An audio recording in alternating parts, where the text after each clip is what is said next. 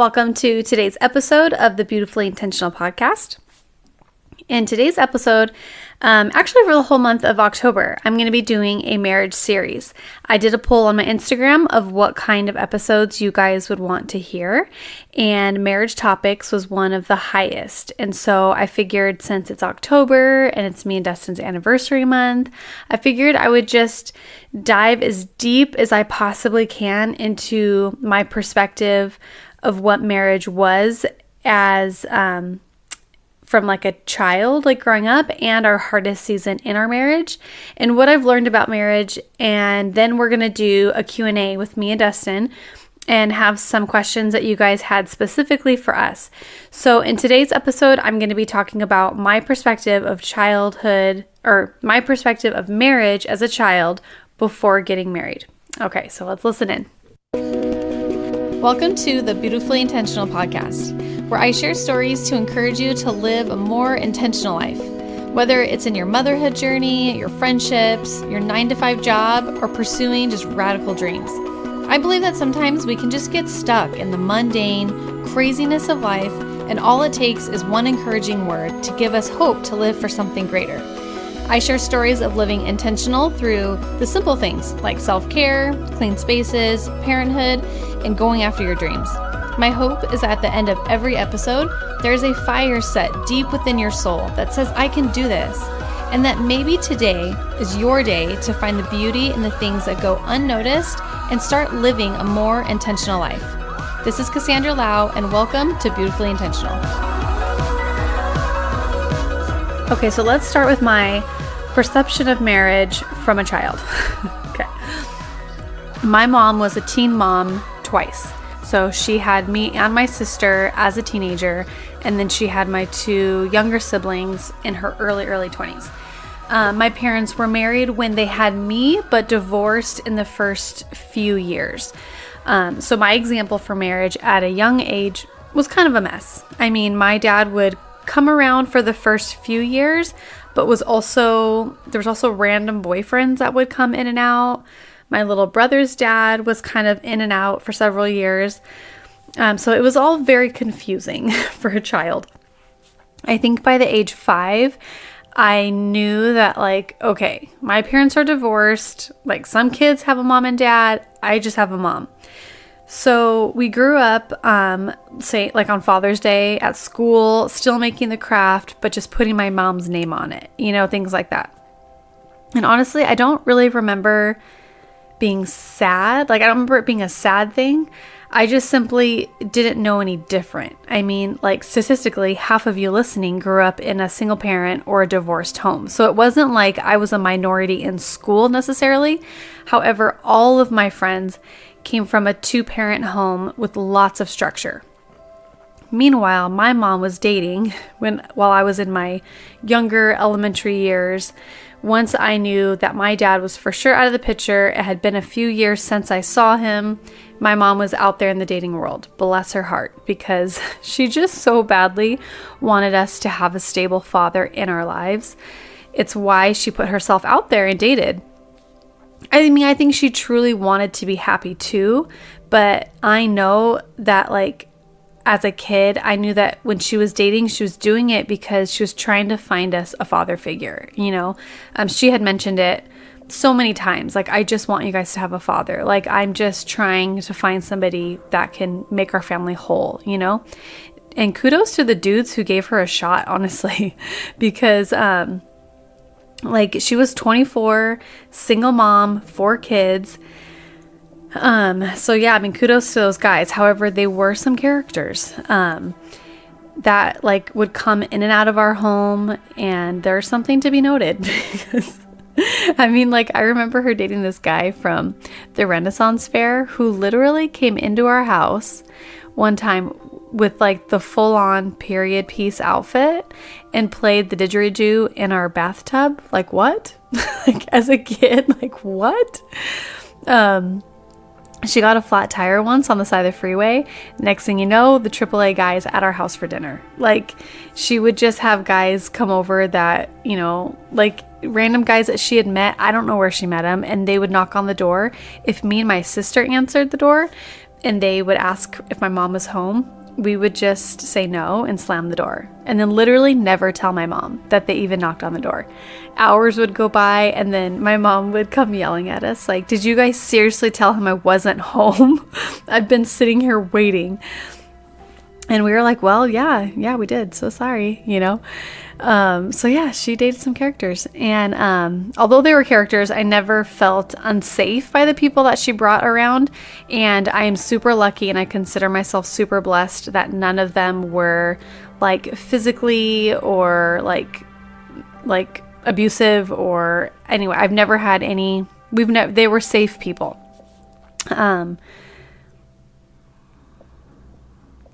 She did have one boyfriend that we actually really liked because he would take us to the mall and buy us super expensive clothes and shoes, which is something my mom could never afford to do. He let me drive his truck when I was 13 years old on an open road. Like, it wasn't a ton of traffic or anything, but I was 13 on an open road driving this guy's truck. My sister backed out this guy's truck one time, ripped off his door. But yeah, he would take us to the movies. He was super fun. Apparently treated my mom like crap, so that one didn't work. But we liked him. So although like in my home, I watched boyfriend after boyfriend come and go out of my mom's life, I was simultaneously watching stability in my friend's home. So since I was 8 years old until I got married, I'm not kidding you, from 8 until I got married, I spent every single weekend at a friend's house. Every single one of them. Everyone. All of which had stable homes. Every single family that I ever spent the night at their house, they all had stable homes. So half my life, Monday through Thursday, was spent at home with my chaotic life, with my mom trying to do her best. We've got dudes from the Renaissance Fair playing instruments in our bathtub. And then Friday through Sunday, I was at my friends' houses where their dads were present, hardworking, had stable jobs, served home-cooked meals, etc. I never felt outwardly sad about my situation. Like, I just felt unrelated to. So actually growing up, probably closer to high school, I used to want to marry somebody who also came from a broken home, just to feel like I could relate to somebody. It wasn't until about like senior year of high school that I shifted my perspective from I want somebody on the same level as dysfunction as me so that they can relate, but rather I wanted somebody who knows what a good marriage looks like so that they can help lay a foundation for that. You know what I mean? So I wanted somebody to know what a good parent looked like so that together we could be good parents. Does that make sense? But now that I'm older and quote unquote wiser, I don't know if I really am, I do think that it's irrelevant what setting you were raised in. Like, you can marry someone who comes from a divorced family or not. I'm just trying to give you the perspective of my kind of dysfunctional thinking as a teenager and how I mentally tried to prepare myself to not fail. So when I was younger, my feelings associated with being raised by a single mom, they just weren't talked about in my friends group. I don't know. My friends just had no clue. All of my friends were raised by two parents, Christian home, lots of morals, lots of love, lots of support. And I remember as I got older, when my friends would ask me, like for real, how I felt about not having a dad, I would begin to feel this like well rising up and just ready to burst into tears. And I don't know where it was coming from or why. So I would just suppress, like so hardcore, all of the feelings. Like, nope, I will not go there. There's a pain and there's a neglect there. And no way am I ready to deal with it, especially with someone who can't relate. So whenever my friends would ask me, I would always reply with, I don't know any different. Like, my mom is a boss and she holds down the fort just fine, and I would just roll right over it. And the truth is, she was a boss and she held down the fort just fine. I mean, homegirl raised 4 kids alone, half of which she had as a teenager. So she was a boss, but she was never meant or designed to be a single mom. So it broke her. But she handled it for as long as she could. So I just lived with like those two influences of marriage and relationships, like simultaneously, right? So my mom's life, trying to find love, my friend's life with stable home with two parents. I remember when I was in like 5th grade, I was spending the night at a friend's house and she said goodnight to her dad, and he picked her up and he gave her a hug and a kiss. And I remember that moment clear as day, like feeling like, man, I have no clue what that feels like. No clue.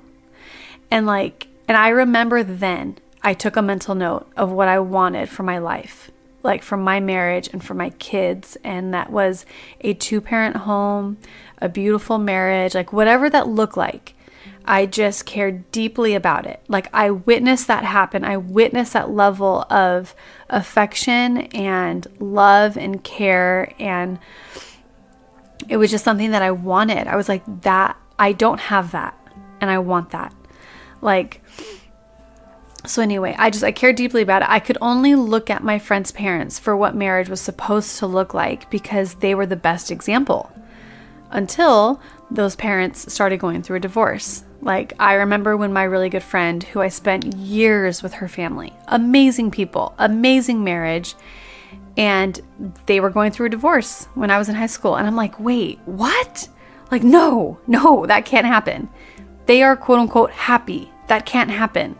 Like, I know what it looks like to come from a divorced family. Your family is stable. That can't happen. I put so much hope in their marriage for my own life. So then I turned to watching. So then I was like, okay, well, I mean, my friends' parents are like falling apart. So then I turned to watching like youth pastors. And I've talked about this before, how I went to like 3 or 4 different youth groups a week. One every night of the week for several years. And that was just my getaway place. Like after school, I would come home, I would get ready, I would leave again, go to youth group. It was just a place to connect with friends, to get inspired, to have adults who were pouring into my life, who loved me deeply, who cared for me, who watched out over me. But even those marriages I put on a pedestal, and things got messy. And I don't have to go into details. It just got messy. And yet again, I was watching more marriages fail. It was really hard to watch because it was distorting my view of marriage. I personally felt let down, like they were like my parents going through a divorce. People that I thought had it all figured out, all of a sudden didn't have it all figured out. And again, this is my high school mentality. It's not my mentality now, because at that time I put people on a pedestal and I looked at their commitment and their marriage as if it was something that was unbreakable, as if them as people were unbreakable, as if them as people were perfect and that they made perfect choices and that they didn't fail at anything in life. It was like once they were married, they had this unbreakable bond or something. It was like they figured out the secret to marriage, and that's how they're still married, because they have something figured out, But then watching those marriages fall apart one by one made me question, is it even possible for any marriage to stay alive? Is it possible? I remember specifically thinking, like, how could they give up? How as people could they give up on their marriage? I had one friend where the mom came home after 20 years of marriage and said that she hadn't been happy the whole time and that she just stayed because of the kids. And that was devastating for me. There's not even my parents. That was devastating for me. That made me feel like, how could she do that? How could she lie for 20 years? But then how could she just stay for the kids, as if that's doing them some sort of favor? And then another marriage, I hear about an affair that happened with one of them. And I remember thinking, how as a person could you do that? How could you be dishonest and break a covenant that you made with your spouse? How is it possible that you could do that? And then I have another friend whose marriage, fell apart, and come to find out the husband was actually physically abusive. He used to beat her. And all I could think of was, how you as a human, how could you do that? It was like these were all Christian people. So I had created this false fantasy of perfectionism for these broken people. And I expected that when they got married, that they would become and uphold this perfect persona. Like, does that make sense? This was just my messed up mentality. And I'm sure that all of us growing up have a warped mentality of what marriage looks like, because, we look at the movies and we watch scripted characters, quote unquote, fall in love with the perfect background music to make you feel like you're connected to their love. All that developed within like an hour and a half and like of a time span. You know what I mean? Meanwhile, you're at home with a single mom and who can't keep a boyfriend for any amount of time. And then you're watching your friends' parents' marriages fall apart and like who you thought were perfect.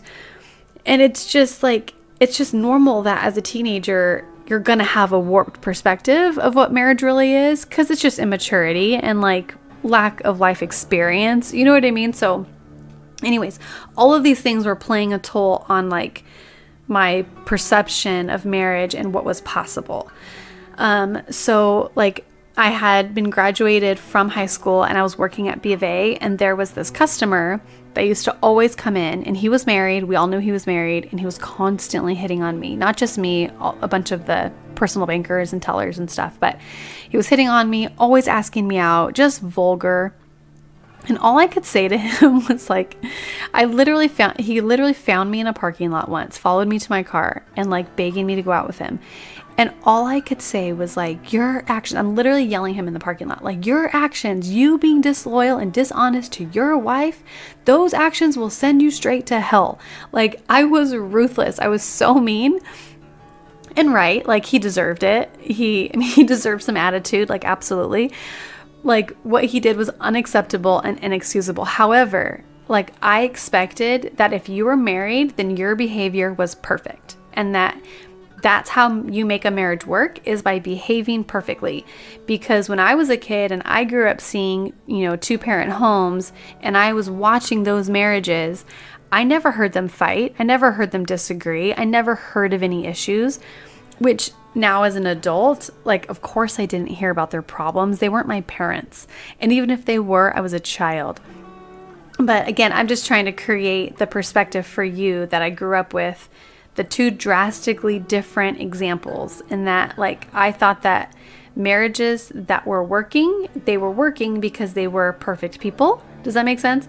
I hope I'm making sense. I feel like I'm going rounds here. But so anyways, so my perception of marriage growing up, I would say, was like the only marriages that worked were two Christian people. Like two people who have very strong morals and convictions, because if you make a mistake, or you're a messy person, or you're a broken person, then you can't have a marriage succeed.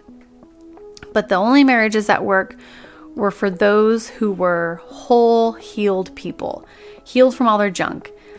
And somehow I believed that whole people were also perfect people. Like, somehow they've arrived to this place of being able to be a healthy, successful person in marriage because they didn't have any issues that would ever get in the way, Anyway, somehow I believe that I could have that successful marriage because I wasn't a broken person. Like, I understood morals, I understood covenant, I have a bad example, so I know what not to do. And then I have good examples, so I knew what to do. Like, I went into marriage thinking, I've got this. Like, I'm going to change history for my family.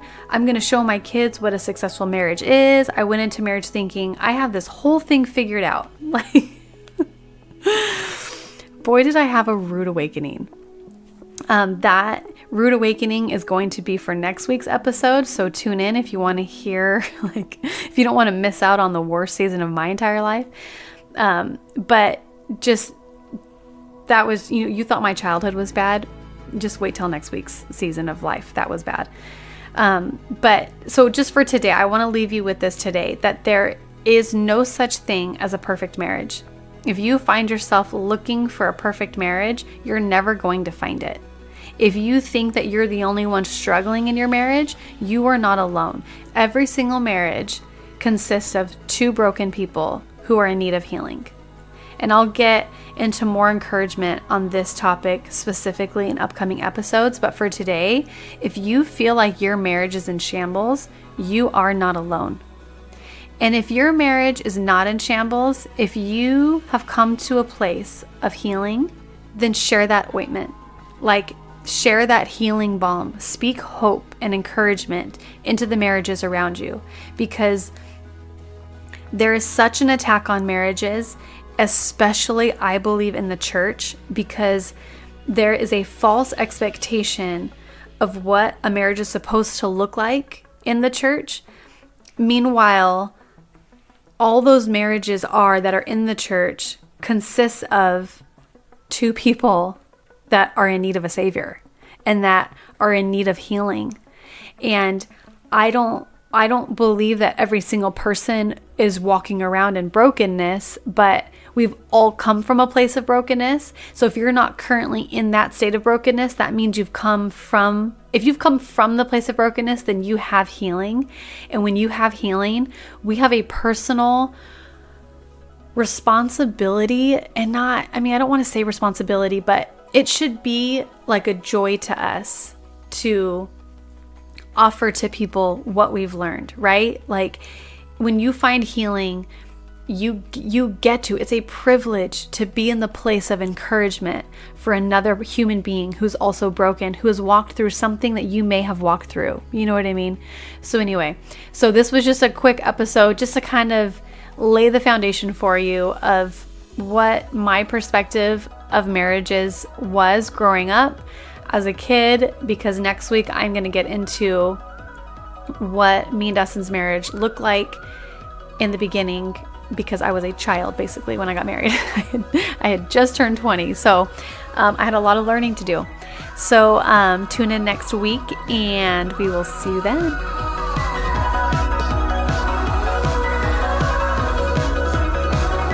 Thank you so much for listening to today's episode.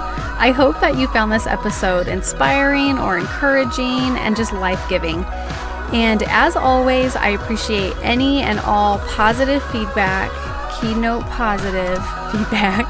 So tag me, message me, go on iTunes and leave a review, rate, subscribe, because that's how podcasts stay alive. And I didn't even mean to rhyme there, so that works. You can find me on Instagram at beautifully.intentional, and that's where I hang out. That's where you can kind of see me in my own personal life. And so thank you so much for listening in. Until next time.